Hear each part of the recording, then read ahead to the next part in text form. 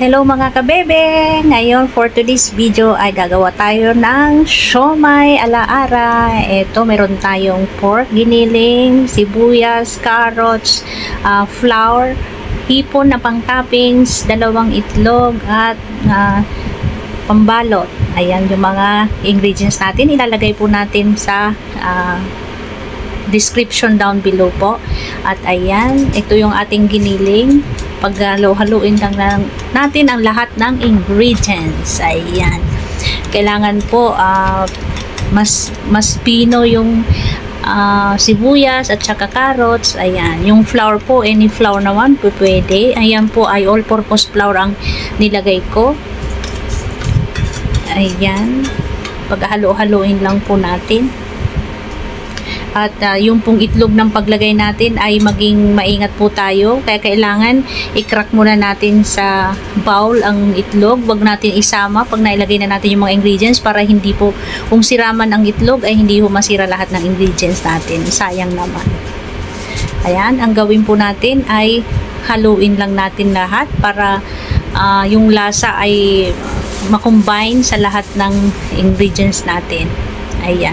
At kailangan po pala yung giniling natin ay medyo may taba siya para ho pag kinagat nyo yung siomai ay malambot siya. Ayan po. Kasi pag puro karni parang ano siya, yung masapal. Kailangan po may taba-taba yung giniling natin. So kung magpapasadya kayo, mas laman po tapos may taba siyang isama nyo. Ayan. Kahit po yung mga ini-steam, steam na giniling, kailangan po na-try ko na, hindi pala maganda pag yung talagang yung diet na diet ka tapos may tabat. Tatanggalin lahat, hindi nyo pa sasama. Iba po ang lasa. Dry na dry yung meat niya. So, kailangan pag giniling na ganyan, palalagyan po natin ng taba. Ayan. Halo-haluin lang po natin. Halo-halo at nang maging halo-halo po yung ginagawa natin. Ayan. Maluwang po ang aking gloves. Kaya gusto na siyang lumabas. Maliit ang aking kamay. Sige, halo-halo, halo-halo. Ayan. Mapapansin nyo, mas ang texture niya ay malagkit na. So, yun po ang hinahanap natin. Ayan. Sige pa, halo-halo. Tanggalin na natin ating gloves. At okay naman na. At patuloy natin ng kutsara. Ayan, sige, halo-halo. At ayan na ang ating gagawin. Ayan. Sige. At ang nakakatuwa po ay maglalagay na tayo ng siomai sa pambalot. Kaya lang po, alam nyo na, yung video ko ay nakalimutan ko itaas. No. So, hindi ko nakikita yung binabalot ko. Kaya ayan po kung paano ayan, salamat po at may nakita ko kung paano natin gawin ang siomai.